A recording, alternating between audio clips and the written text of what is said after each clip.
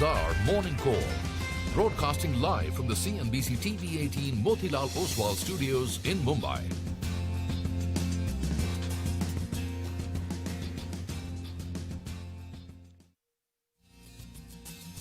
Good morning. Welcome to Bazaar Morning Call. You're watching us live from the CNBC-TV18 Motilal Oswal studio right here in Mumbai. I'm Sonia, and joining me as always Nigel. And today, of course, Reema is also sitting with us. Prashant is a bit unwell.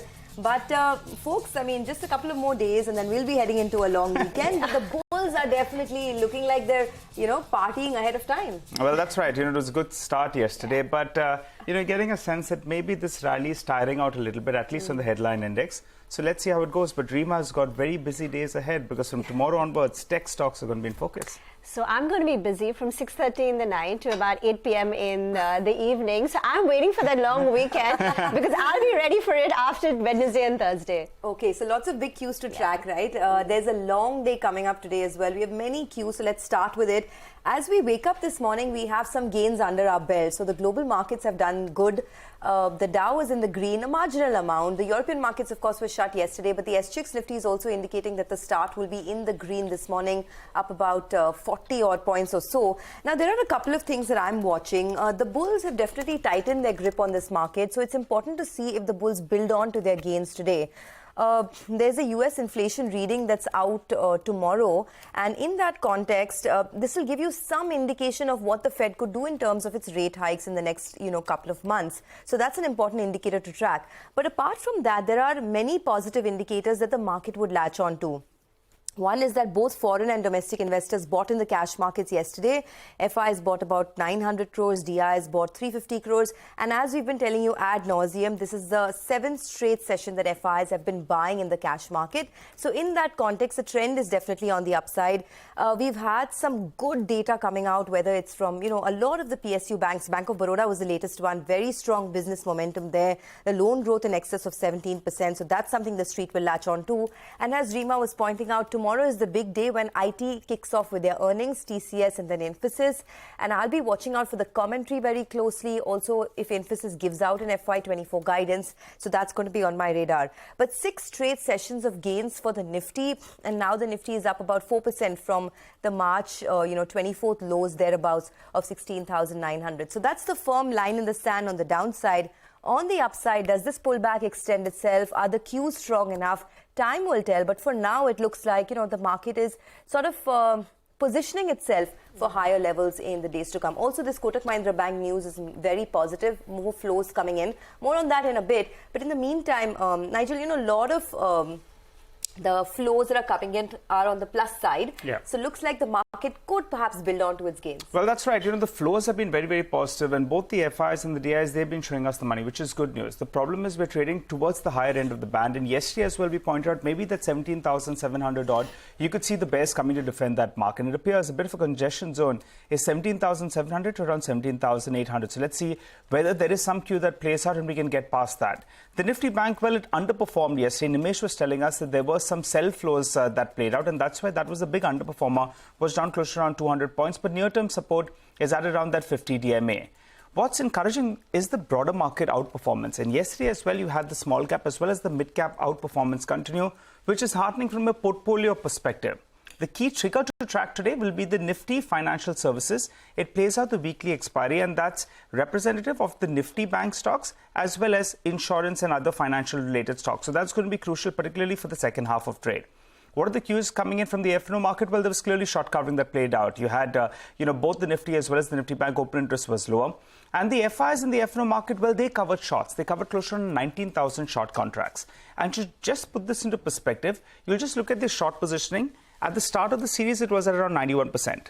That's come down to around 82% odd. The net short positioning, that's the shorts minus the longs, well, that was much higher at around 1.4 lakh contracts. That's come down to around 85,000 contracts. So that's down by close to around 38-39% odd. So some part of that short covering, or a large part of that, has already played out. Now, if you're looking at the options data, well, no big direction coming in there because they bought calls, they wrote calls as well. So no big direction coming on that front. But let's focus on a couple of strikes. You have the 17,700 call and the 17,600 put. Well, they were very active in trade yesterday. So you're assuming there is a strategy that's playing out. You write both those two strikes, pocket close to around 100 rupees odd, which gives you a broad range.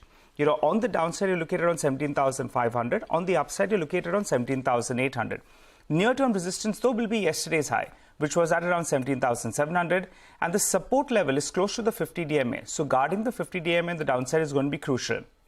On the Nifty bank, well, yesterday as well, you saw the 41,000 call that was very, very active. The premium is between 150 to around 300 rupees, and that perfectly ties in.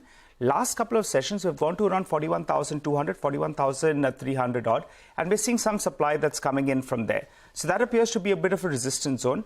But on the downside, you're counting on the 50 DMA holding out here as well. SGX 50 is indicating a positive start. Need to get past that 17,700 and watch for the Nifty Financial Services, because that index is going to be the big trigger, particularly for the second half of trade. And as Sonia mentioned, Kotak Mahindra Bank will be the start today. Reema, what else? Well, I'm going to just give a brief preview about the IT earnings and what we can expect. TCS tomorrow post-market hours, and then you've got Infosys on Thursday post-market hours, right? Broadly, we're expecting a fairly weak set of earnings. Let me pull up the consensus expectations, right? On TCS, it's a 1% growth.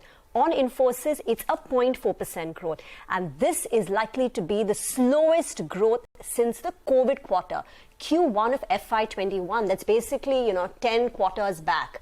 And that's the, rough growth rate. So post-COVID, there was a big boom in digital transformation. So growth rates had accelerated. So for TCS, the last 2.5-year average growth was 3.5%. For Infosys, it was more than 4%. But now things are slowing down. So if Infi clocks in a growth rate less than 1%, it will be the lowest since Q1 FY21. And if TCS clocks in a growth rate less than 2%, it will be a growth rate of, again, lowest since, 10 quarters. Q1 of FY21. Between Infi and TCS, Infi has been the underperformer. Year to date, Infi has underperformed TCS, and there are two reasons for that. One, the senior management changes. Remember, there were two presidents who stepped down from Infosys. One moved to Cognizant, the other one moved to Tech Mahindra. And secondly, the market is very worried about a weak and a conservative guidance from Infosys. Infosys is going to end this year with a 16% type growth, and next year, forecasts are suggesting that it could just guide for a 5, 7, 8% kind of growth. So the market is very worried about the guidance. So these are the two reasons why Infi has actually underperformed TCS. But let me quickly run you through some of the key events to track. China CPI inflation is just out. It's gone up by 0.7% on a year-on-year basis, below consensus expectation, below the government's target of 3%, and the slowest since September of 2021. While it does suggest that domestic Chinese demand is slowing down and it continues to remain weak, is there a chance of further stimulus being announced by the Chinese government? So as we await inflation data from India and US over the next 48 hours, China has released the inflation data. And events to track: financial Nifty expiry. IMD press conference is at 12:30 p.m. And this is going to be important because yesterday you had SkyMet who said the monsoon is going to be below normal 94%. So today IMD is going to be giving its long-range forecast. So that's going to be second. And third one is, of course, Delta Corp, small mid-cap company, but results will be out. Okay. Also, Kotak Mahindra Bank, right? Everyone's going to be watching that one this morning. So in case you missed out on the news flow, there's the higher weightage in MSCI, which could lead to large inflows into Kotak Mahindra Bank. So that could perhaps lead to an inflow of $750 million. And that's the big stock in focus. Remember, Kotak Mahindra Bank has underperformed. The Bank Nifty has underperformed a lot of banking stocks. In fact, this year, the stock is down almost about 3% while stocks like HDFC Bank, for example, are up about 2-3%. The other thing to watch out for is there's been an overhang as far as the CEO transition is concerned. So that's the other big headwind. Remember, Uday Kotak's term ends in December of this year. So Kotak Mahindra Bank has really been a big underperformer. Now this MSCI inflow is, of course, one reason for the market to look at it. But in general, it has underperformed most stocks. So let's see. There is the overhang of the CEO transition. So that in the medium term, that is still an issue. But just for today, you could see some up. It just appears that the Kotak Mahindra Bank management as well is proactive out here. If you normally see it, they disclose a shareholding pattern closer to around the third week post the quarter ending. We've not got past the second week as well. So proactive out there. So it gives them a bigger probability actually of getting into that MSCI and seeing that reject take place. So let's see how this one plays out. But for the time being, it appears that that, going by the thresholds, they could see that inclusion in May. Okay, well, lots coming up in the next 2.5 hours. So without wasting any time, let's tell you what's lined up in the first half hour of the show. Updates from the market across the globe. Arvind Sanger of Geosphere Capital Management will be joining in. You also have our research team joining in just a bit to give you the list of top 10 stocks for the day. At 8:30, we'll do a fundamental stock analysis with Prakash Diwan. Lots of, stocks to talk about there. But first up on the equities front, we have a call coming in from Sanjay Mukim of JP Morgan, who says that Indian equities will move with the global tide in the near term, with sharp moves in commodities on either side being a significant risk. In terms of sectors, banks like ICICI, SBI continue to be to screen as best placed on growth, limited earnings risk and valuations, and remain their preferred space. They are overweight staples and underweight on IT and consumer discretionary.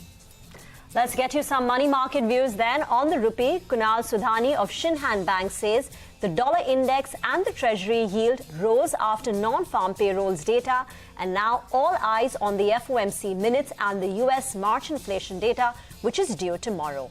A surprise rebound is expected in US core inflation as earnings data is still high due to shortage of labor.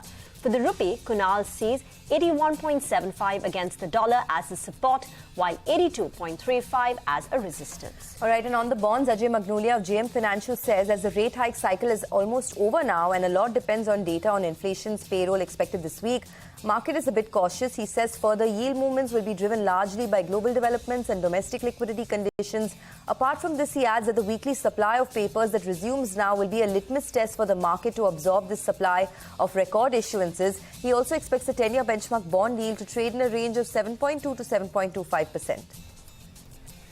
Well, we have a lot of stock-specific action, and we'll get to that in just a bit in our special Top 10 segment. We're looking at Kotak Mahindra Bank. That's going to be the big stock of the day. Bank of Baroda, Kalpataru Power, IRB Infra, Glenmark Pharma, Glenmark Life, Shilpa Medicare, you have Neogen Chemicals, and Vedanta. All of them on the back of positive news flow.